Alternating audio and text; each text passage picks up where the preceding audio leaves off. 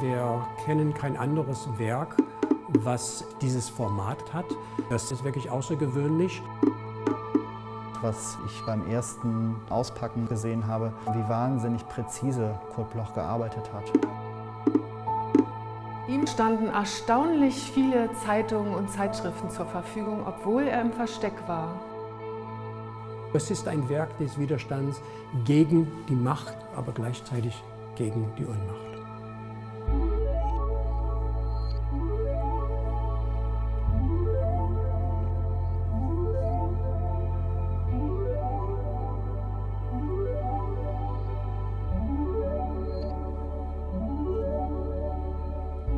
Kurt Bloch hatte nur Papiere zur Verfügung, die von einer relativ schlechten Qualität sind. Was man sehen kann, ist es auch beim Umblättern schon sehr, sehr fragil.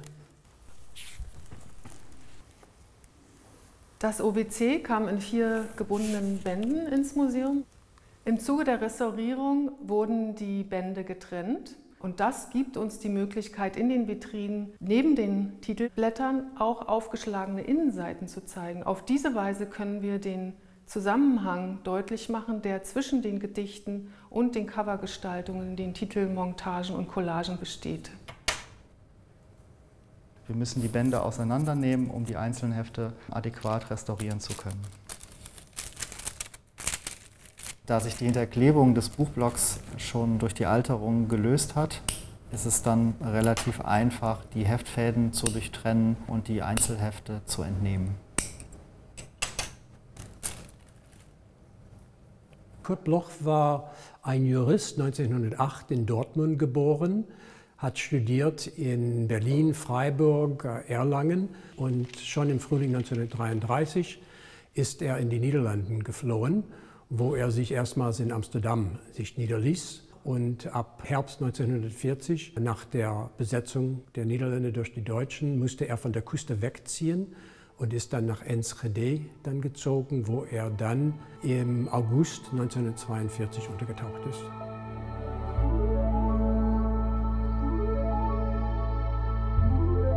Auf Niederländisch heißt derjenige, der untergetaucht ist, ein Onderdauker. Und er ist ja unter Wasser in dem Sinn, er ist ja untergetaucht. Das ist auch ein Begriff, was auch in Deutschland dann gebraucht wird für Leute, die dann in die Illegalität gegangen sind, beziehungsweise im Versteck.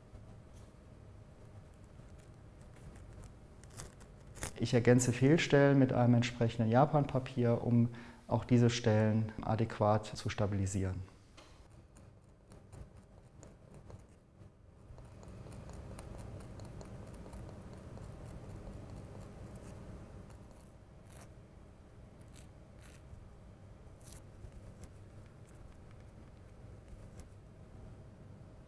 Ja, passt.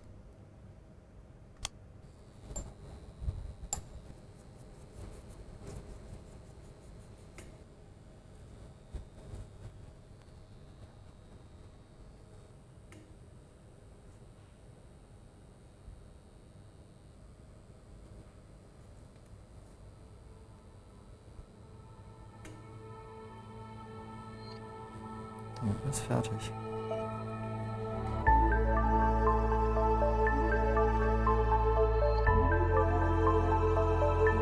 Alle Titelblätter sind ja illustriert, die sind ja auch Fotomontage und Collagen dann gemacht worden. Manche bilden irgendwelche Nazi-Grüßen ab, manche haben ja Cartoonfiguren drauf, manche haben dann spezifische Bezug zu einer von den Beiträgen, die in dem jeweiligen Heft sind. Und insgesamt genommen ist es wirklich so ein Gesamtkunstwerk bestehen eben aus diesen illustrierten Titelblättern und eben diese wirklich sehr geistreiche Inhalte.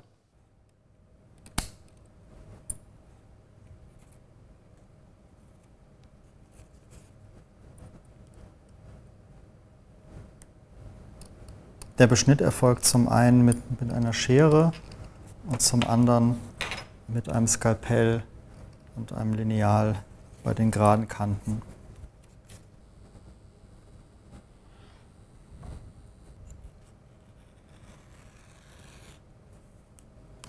Da die Ränder der Titelblätter nicht 100% gerade sind, muss ich natürlich sehr aufpassen, dass ich nicht aus Versehen ein Stück vom Originaltitelblatt wegschneide.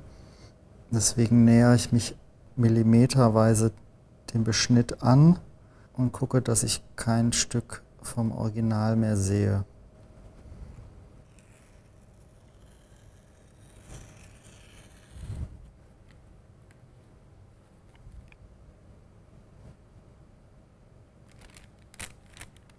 Wir hatten uns vorgenommen, herauszufinden, welche Quellen Kurt Bloch benutzt hat. Hierfür sind wir in Archive gegangen und haben eben wirklich physisch Zeitungen durchblättert, haben Online-Datenbanken durchsucht. Aber durch die Restaurierung hatten wir eben auch die Möglichkeit, die Seiten sehr genau unter dem Mikroskop anzuschauen und beispielsweise Druckbilder zu vergleichen mit anderen Zeitschriften oder die Seiten auch zu durchleuchten, um so eben die Quellen von Kurt Bloch zu ermitteln. Herr Donderwarter-Cabaret wurde während der Zeit, die Kurt Bloch im Versteck war, von nur sehr wenigen Leuten gelesen. Wir freuen uns also umso mehr, dass das Werk erstmals hier im Jüdischen Museum Berlin ausgestellt wird und somit ein breiteres Publikum erreicht.